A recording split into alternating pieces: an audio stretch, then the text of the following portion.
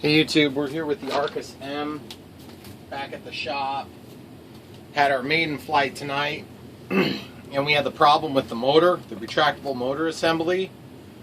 It came out, it worked fine, but then it never retracted after we ran it. And I think the only thing I can think that I didn't test properly was running throttle all the way out or part of the way out. So I now have to figure that out. And I'm not really looking forward to it, but we're going to do it anyway. So, first things first, plug it in.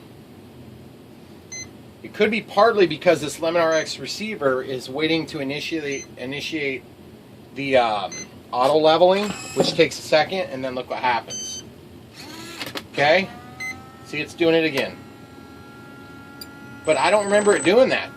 It's just totally dumb. I don't understand what the problem is. I can hear the servo trying to spin, and that's usually a big issue. They don't usually last too long after you start hearing that noise. So now I get to dig all this crap out to try to get to the little module that controls things.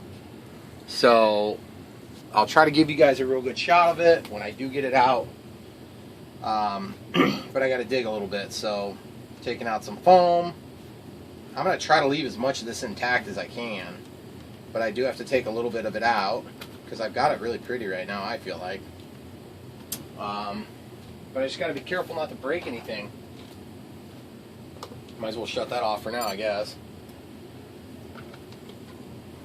I hate having to dig into my work. That's why I test as I go. And you guys watched it. I mean, I tested as I went. There's no question about it. Okay, so I'm just pulling out this little sacrificial lamb foam here.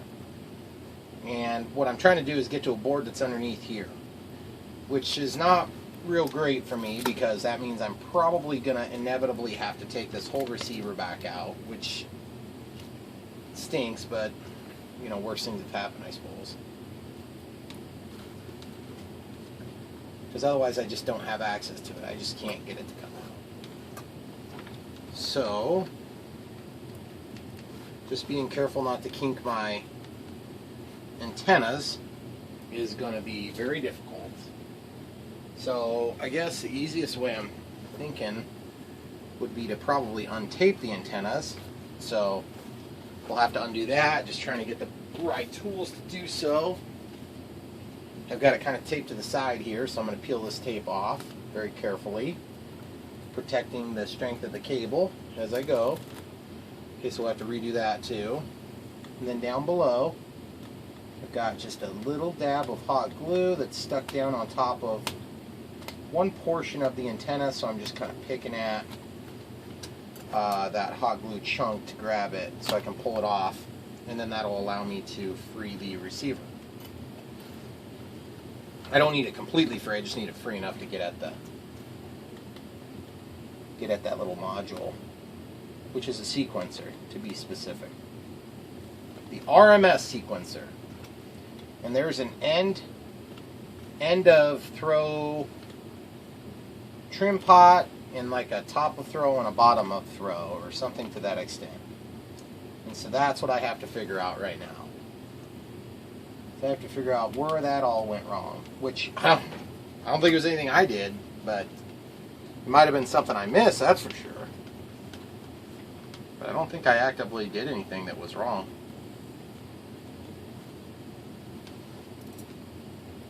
Okay, so I use my puffs in my hand, not my mouth glue. Mucil stuff from Hobby King. And that stuff is just so solid now. I mean, it's kind of rubbery, but it's really solid. And I'm just afraid as soon as it breaks free, I'm going to end up ripping my antenna, which is really what's got me concerned right now. Because if I rip my antennas, then goodbye to the receiver for now, until I can get new antennas shipped in from China.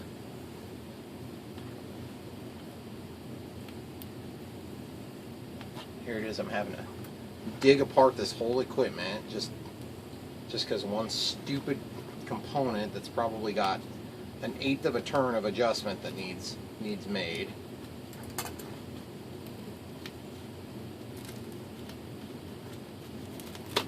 Okay, so I got that freed at least.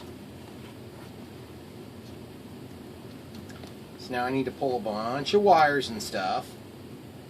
Now I'm going to just very carefully slide this antenna out of the tape. Actually, I'm going to probably just go ahead and pull the tape if I can get an edge of it pulled up.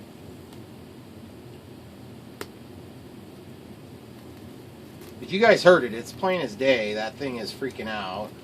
And there's just not a whole lot I can do about it other than take this thing out and try to resolve the problem. Okay, so I got the other antenna freed, which is good. And I'm probably just going to have to, I'll just go ahead and undo both sides. What the heck, might as well. Got everything else undone. Thing flew great. It was just the stupid motor going up and down that was like, what the heck is that? Of course, it didn't do it here in the office, or in the shop, I mean. So... Alright, so we got that out. Got the antennas freed. Just a little teeny bit of residual glue. I want to pull that off. Okay, good. Now we should be able to get out the retractable motor assembly controls, which are buried up under here, of course. Why would they be conveniently located, Brian? Okay, here it is. So I got it out. And this thing was a bear cat to bury down in there, too, to be honest. This thing's probably going to be all pissed off now. It's in a different position. So when I energize it, it's going to be like, oh, you have to come back to level before we can start running. Okay.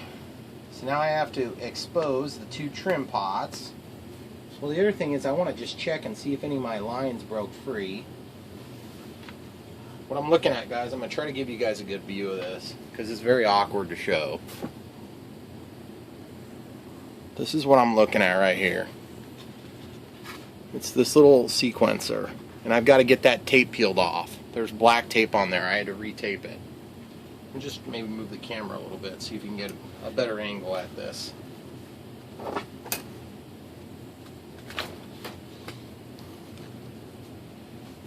Just bring you guys right over.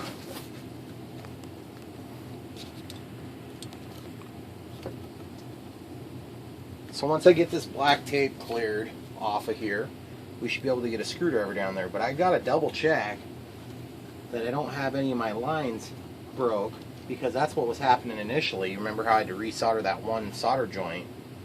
It broke free. And that's obviously no good. Alright, let's see if we can get this thing powered up and see what happens to it. I'm going to just move this crap out of the way for now.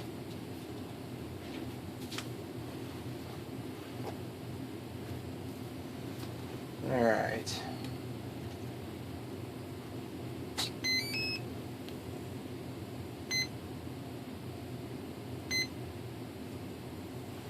Probably not going to want to start. Yeah, blue and green. See, there you go. Freaking out.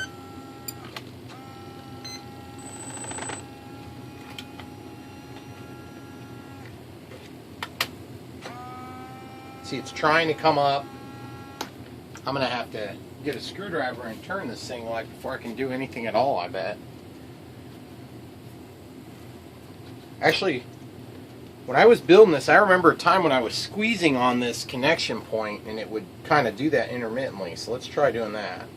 See if it comes out of the crazy behavior. Okay. Gotta wait for everything to initiate.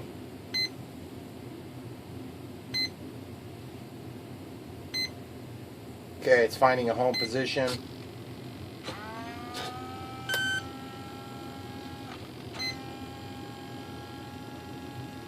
Okay, that's unacceptable behavior. That's a good way to ruin servos that are buried in the side of your plane.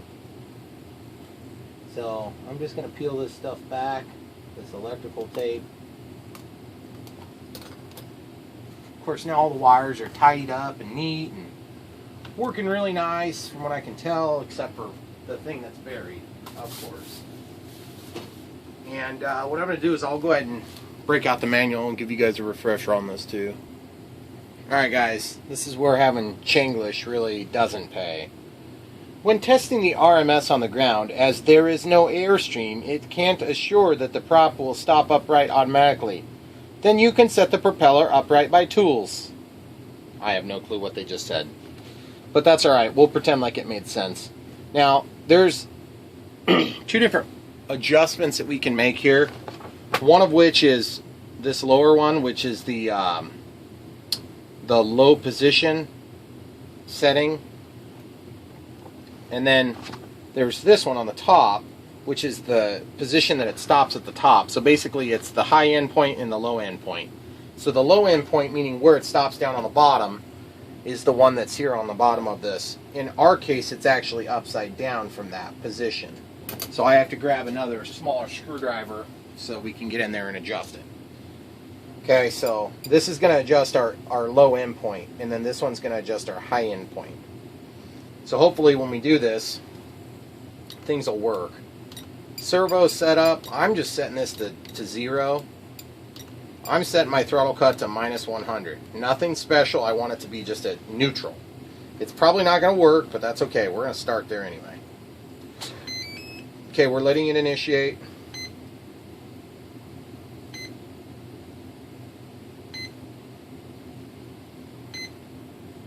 Waiting for it to initiate. Okay, so now our servo should be working. I don't think this is going to make any impact on the way it runs right now. I'm just paying attention to where the screw was positioned before. Okay, so I have to trim it down until that red light stops flashing. There's a little red light on here that's flashing.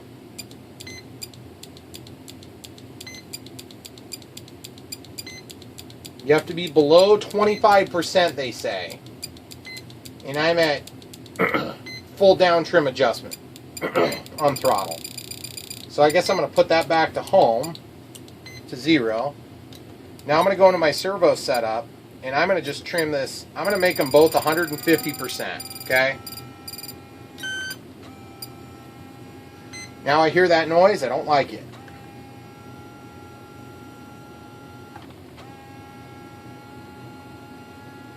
And basically what I'm trying to do is I'm trying to adjust the low end point setting, and it's not making a darn bit of difference. So I'm going to unplug this, put the throttle to the up position. I'm going to set the travel to 150% both ways. So we have full pulse width modulation change. Okay? So now we're back. We got no adjustment on the trim. Throttle cut. When we flip it, it's going to go to full 150% down. Okay? That's what we want. No delay. Throttle cut is on. Okay. They should initiate as soon as this thing starts working.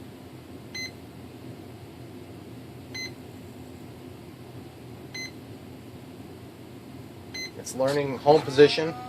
Okay, it is working. Okay, we're going to cut that off. See, it's trying to start the motor. It's like it's getting caught on something. What the heck, guys? Really frustrating.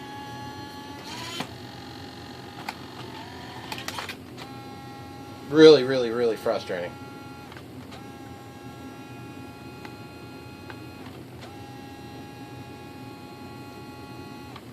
Doesn't seem to have any impact whatsoever.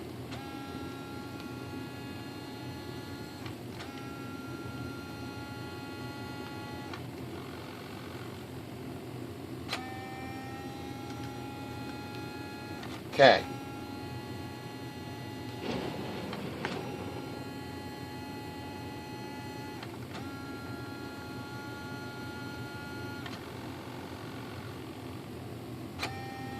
Okay, the sizzle that they're talking about, I can hear the sizzle.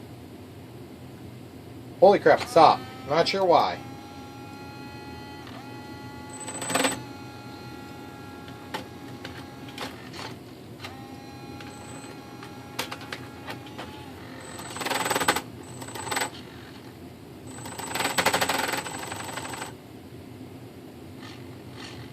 Okay, so that's the out position. Thank God I've actually got that figured out. Okay, so now the retract position. Whoa, is it gonna work?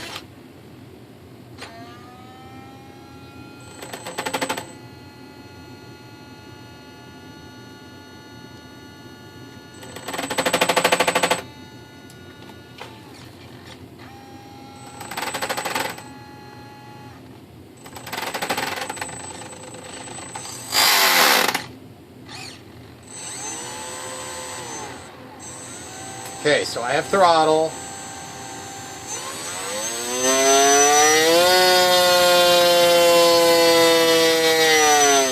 Bring it down.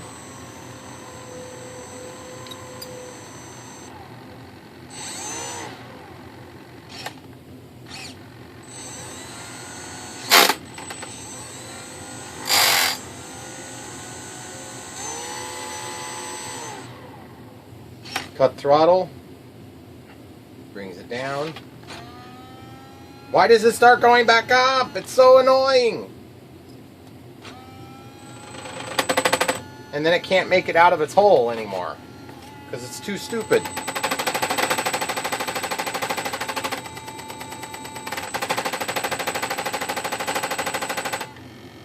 This is infuriating, guys.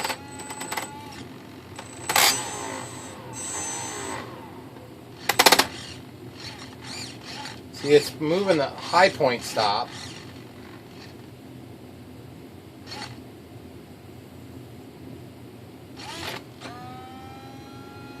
But I don't know why it tries to start up again.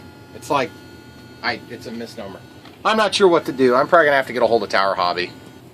Alright guys, I'm so annoyed with this that I am about to take out this whole mixer control. And then I can get a really good look at it and just see if maybe something's been broken that I did notice. And then additionally what I can do is I can, I'm about ready to just say screw it, and I'm just going to program it from the radio. Because, I mean, basically we have what? We have an ESC and we have a servo. Is that really that hard to do? No. What's a pain about it is that now I'm going to have that tied to the landing gear. So, not the end of the world, but it's still really frustrating. Because that means that when I'm running my throttle, the landing gear is going to be tied in, or some other function is going to be tied in, because I don't have enough channels to run my stabilizer on-off controls and run that stuff. So the other option would be to just go with another receiver, like a 10-channel receiver, which would be totally fine, and it would give me all the functionality.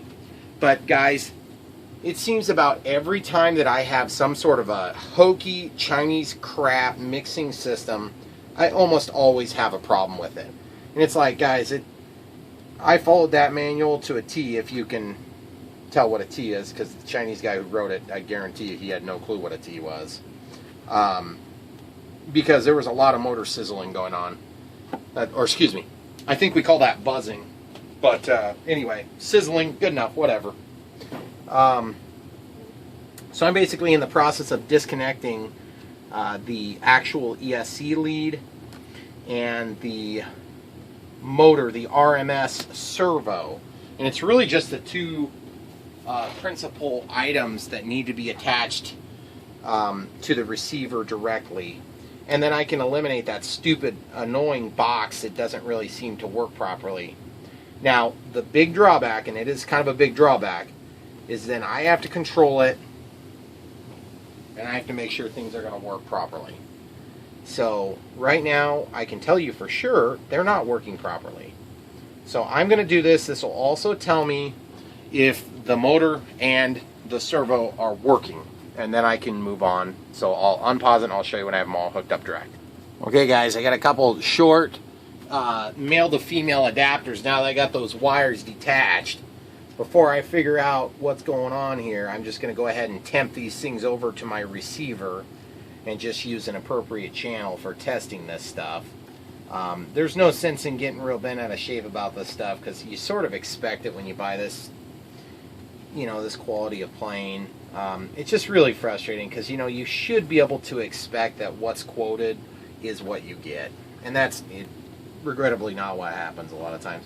Okay, so now we're gonna go ahead and just plug in throttle, and we're gonna plug in probably just to the gear channel, which for us is gonna be our stabilizer on, stabilizer off. So, and what was this one?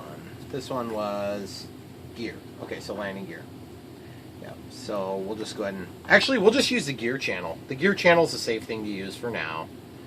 So we'll use on the ESC. I gotta pull these out real quick here. Looks like RMS. And, oh, actually, here, we've got enough. We don't need the extension cords. Never mind, I take it back about the extension cords. Sorry. RMS is the retractable motor servo. And then this is for the electronic speed controller, okay? So we're going to go straight into those two. Now we have to control it. Now we're responsible for the security of this device. So at this point, we need to control everything and be in charge and make sure that everything is right, because we're no longer depending on the Chinese junk to actually work. We're going to be depending on our own setup to work, which is going to work perfectly fine. It's not going to be an issue at all. We just need to be careful because it is a system that needs to have some sequencing involved. Okay, so throttle cut is on. This is for our stabilizer. This is for our gear. So we'll just need to be mindful of the condition and state that that's in. So throttle cut is on. Let's go into servo setup. Let's set throttle back to, let's set it back to just neutral, because right now I've got it set to 150, 150. I'm going to go into throttle cut. I'm going to set that, it's at negative 100. So negative 100, throttle sticks down, same condition is true. Want to be careful about my servo so I don't cut my wires while they're floating around for now, for testing reasons. Okay, everything's under control. I want to get this into the home position here. Just wait for everything to initiate. Okay, it's initiated. Okay, so this servo is now attached. I need to go to system setup, yes. I'm going to go to channel assign, and I'm going to change the gear switch, which is switch A, to, I'm going to switch it to the left lever, okay? So now this is going to control the, yeah, there we go. Okay, so now you can see we're just moving that up and down. So now we set the throws, just like that, very simple. So I can tell you that the servo is fine, okay? I think you guys would concur with me. And the way this works is that this is mechanically, once it gets here, it releases, okay? So we go back. Oh, the servo may be bad. See that noise, guys? That's no good. That noise should not be happening. So that servo could be bad, everybody. Because what's happening is it's grinding. It's not getting traction on the gears themselves.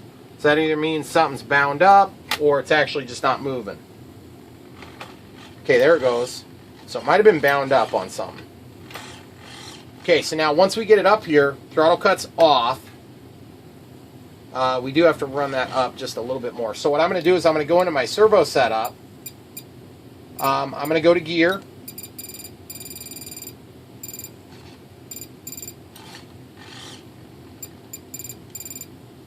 Maybe it's just that the servo is weak. I can't tell.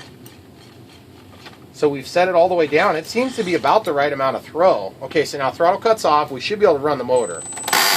So, see, that's the problem, is it's not getting all the way up to where it's unlatching itself. So throttle cut's on, so we can't run the throttle. And what we want to do is we want to see if we can get this. See, this guy is bound on something, it feels like, almost. It's got to go all the way up and latch in that position. And I just don't think it's got enough in it to get it all the way up there.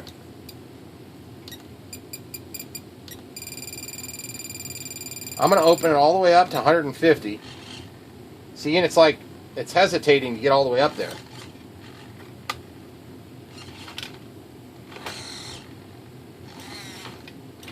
All the way up. The down position is fine.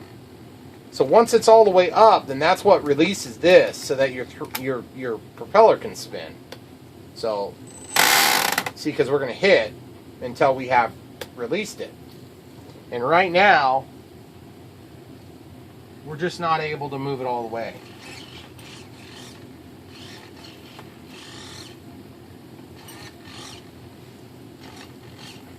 Alright, we're going to try something. I'll come right back, guys. Okay, guys, what I'm trying here now is I'm basically going to run a fresh battery. It's possible that other battery was dead or on its way to being dead. Throttle cuts on, so we should be safe about the prop moving. Okay. Wait for this to initiate.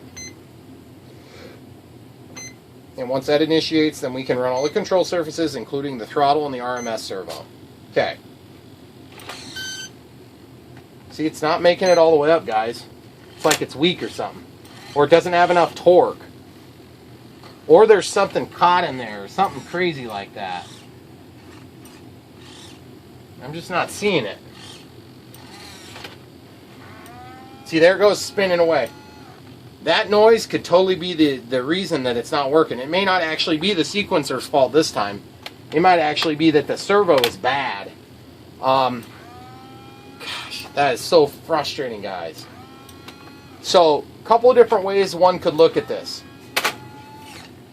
Okay? If a guy really wanted to fly this plane, see that? You hear that noise? It's trying to find the position. It's not finding the position. That's the noise that servos make when they can't find their positions. But the reason I show you that is because at this point, if a guy wanted to, a guy could unplug the RMS servo and he could run the plane if he was really wanting to fly it. He could get this thing started and he could run it like a regular plane at this point. Throttle cuts on, by the way, just so you know. Now it's just going to work like an everyday normal glider. The only difference is the prop is going to stay up, which is kind of stupid. Okay, so throttle cuts off.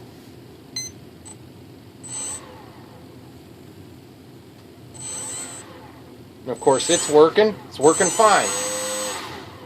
So basically at this point throttle cuts on, it's tested, everything's working fine.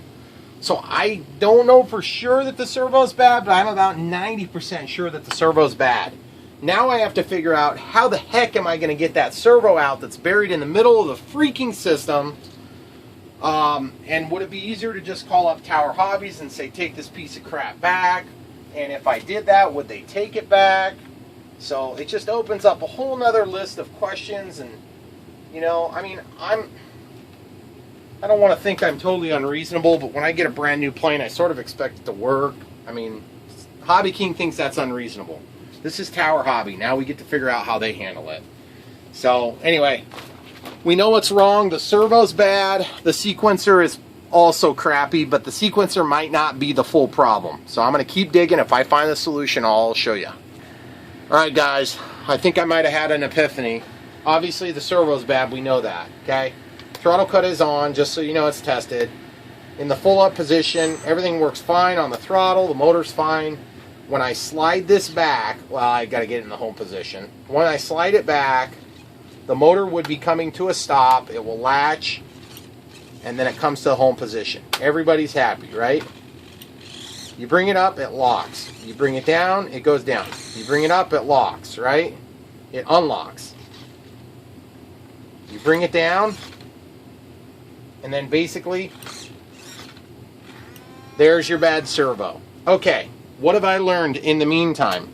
I learned that these ridiculous holes are not ridiculous holes here, guys. These damage points are not damage points. Those are access points to get your screwdriver lined up perfectly with the servo. So you just got to move this mechanism up to get it out of the way. And then you can come in here you can actually get your screwdriver then onto the screws, which will allow you to release that servo, which will allow you to fix your problem, theoretically. Grab a magnet, touch the shaft of your screwdriver so you don't lose that. See it? And then basically I need to reach in there with one of these magnets and grab that screw so it doesn't fall into a bad spot. Okay, got the screw. Very good. So you're going to do that, and then you're going to have another one right here that's going to be on the center. I don't know. That's all I can gather from it, because obviously you got to get this thing out of here before you can take it off. And that's all I can figure out, and I'm hoping Tower Hobbies is going to take care of me on this, because obviously having a bad servo on the first flight means that it was a bad dead-on arrival part. So that's all I got to say about that. I'm going to run out of time on this video, guys. Thanks for struggling through it with me. I'm probably going to pull this thing out and put a different servo in it and just see what they say. And then I will figure out a way to mix this crap in and run it on my current radio, or I'll go to a 10-channel radio if I have to. But I really like this plane and I want it to work, and I'm going to make it work. So thanks for watching, guys. Frustrating afternoon. I've had to literally undo 100% of the work I did, except for the tail. The horizontal stabilizer, that part stayed. But other than that, I had to pretty much redo everything so far. Thanks for watching. Don't forget to like and subscribe.